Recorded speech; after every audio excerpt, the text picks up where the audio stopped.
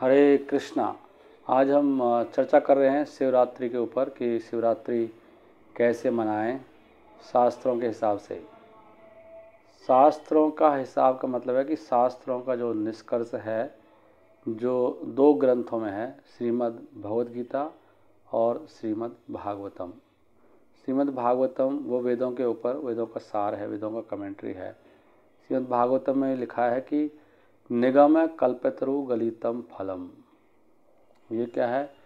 सारे निगम मतलब वेद, वेदों का पका हुआ फल है श्रीमद् भागवतम। सुख मुखात अमृत द्रव्य संयुतम। और सुखदेव गोस्वामी जो कि महामुनि हैं, उनके द्वारा बोलने के कारण ये और भी अमृत हो गया है, अमृत द्रव्य संयुतम, परफेक्ट हो गया है। तो श्रीमद् भागवतम में लिखा है शिव जी के बारे में कि जैसे निम्ना नाम यथा गंगा, जैसे कि जो निम्न नाम जो नीचे बहती है नदियाँ, मतलब नदियों में जैसे कि गंगा है, देवानाम अच्युत यथा, उसी प्रकार देवताओं में कौन है सबसे महान? अच्युत मतलब भगवान श्री कृष्ण, और उन्हीं का रूप है कौन? विष्णु। उन्हीं को रिप्रेजेंट कर रहे हैं विष्णु, भगवान कृष्ण को। लेकिन मूल कौन है? मूल नारायण, वो कृष्णा है। और वैष्णवा नाम यथा संभो, और जितने भी वैष्णव है, वैष्णव मतलब जो विष्णु का भजन करते हैं या कृष्ण का भजन करते हैं, जो कृष्ण के भक्त हैं, उनमें टॉप मोस्ट कौन है? वैष्णवा नाम यथा संभो, वो शिव जी हैं। और पुराना नाम इदम तथा, पुराणों में श्रेष्ठ क्या है? श्रीमद् भागवतम। श्रीमद् भागवतम में ही यह पुराना नाम इदम तथा, श्रीमद् भागवतम में ही ये लिखा है। तो श्रीमद् भागवतम से लेना चाहिए कि तो कैसे आराधना करनी है, कैसे अपना जीवन सफल बनाना है।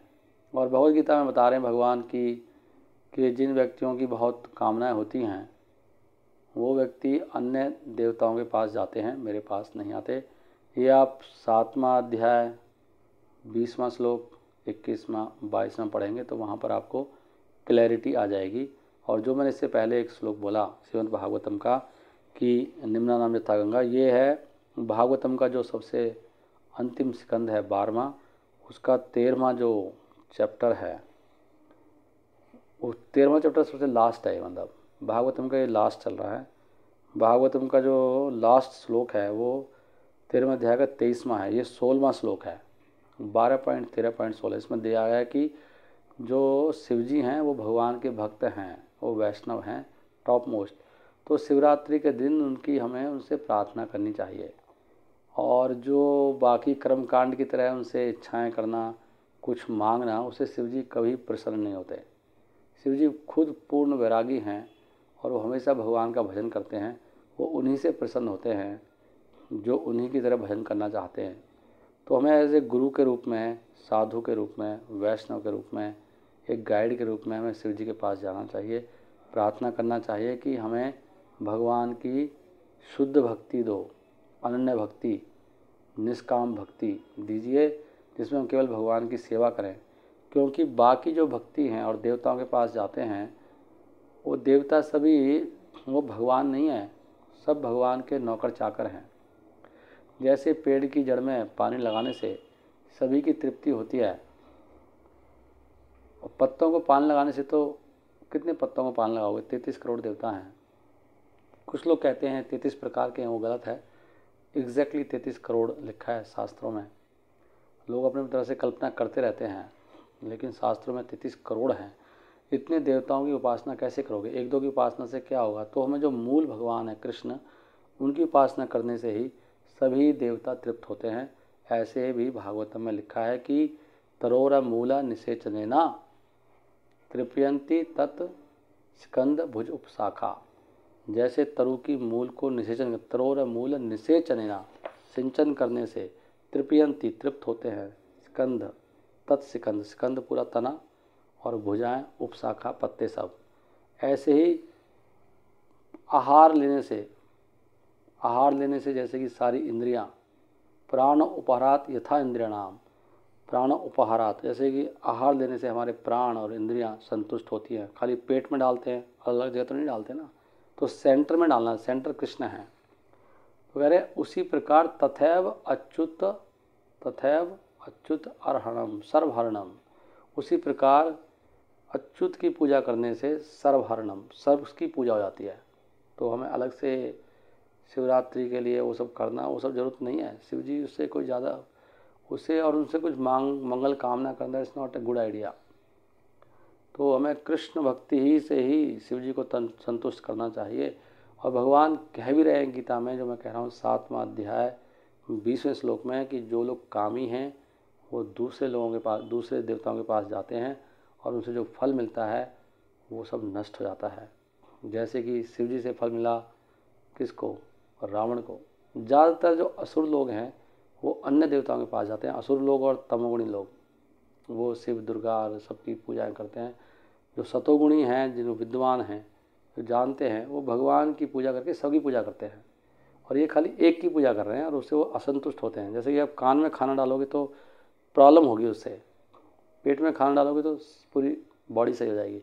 तो पेट है कृष्णा। तो भगवान कह रहे हैं गीता में कि कामस्तस्थई हृत ज्ञाना, जिनकी हृत ज्ञान, जिनका बुद्धि खत्म, ज्ञान खत्म, हृत हो गया, हर लिया गया जिनका ज्ञान, किससे? कामस्तस्थई, काम ही बहुत कामनाओं से, प्रपद्यन्ते अन्य देवता, वो अन्य देवताओं के पास जाते हैं। कामस्तस्थई ज्ञाना प्रपद्यन्ते अन्य देवता, और फिर अपनी अपनी श्रद्धा के अनुसार वो उनके उसमें लगते हैं। भगवान कह रहे हैं कि ऐसे लोगों को जो फल मिलता है अंतवत्तु फलम तेषाम, तो उनका फल अंतवत्तु, उनका फल क्या होता है? वो सब क्या होता है? नष्ट हो जाता है। अंतवत्तु फलम तेषाम तद भवति, तद क्या लिखा? तद भवति अल्पमेधसाम।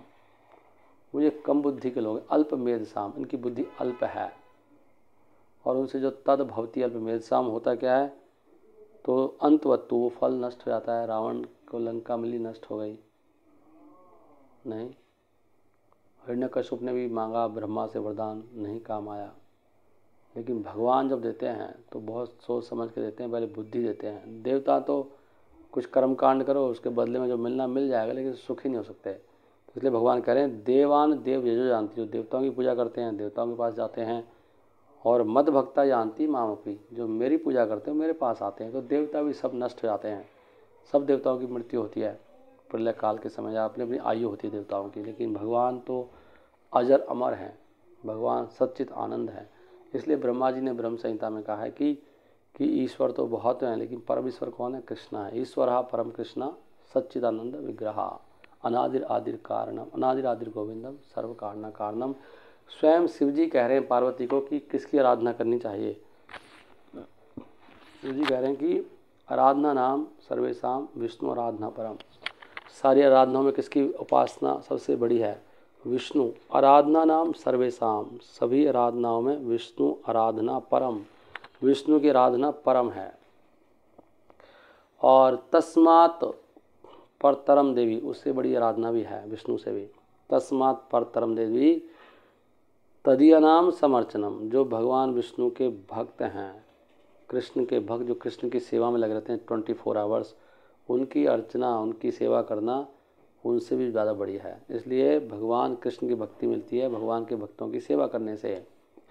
और स्वयं शिव जी कहते हैं पार्वती जी को कि राम राम रमेति, राम राम राम रमेति, रमे रामे मनोरमे, राम राम रमेति, रमे रामे मनोरमे, सहस्र नाम तत्तुल्यम राम नाम वरानने। तो भेद है चीज़ों में समझने का प्रयास करो कि कितना डीप में जाएंगे। तो कह रहे हैं विष्णु, वास्तव में विष्णु की आराधना परम है। लेकिन सुनो, अब विष्णु का ये विष्णु के 1000 नाम बराबर है एक नाम राम के। वो कह रहे हैं राम नाम, राम राम रमेति, राम राम रामेति, रमे रामे मनोरमे, सहस्र नाम तत्तुल्यम राम नाम वरानने। हे सुंदर मुख वाली पार्वती सुनो कि राम का नाम सहस्र नाम तत्तुल्यम, वो हजारों विष्णु के नाम के बराबर एक नाम राम।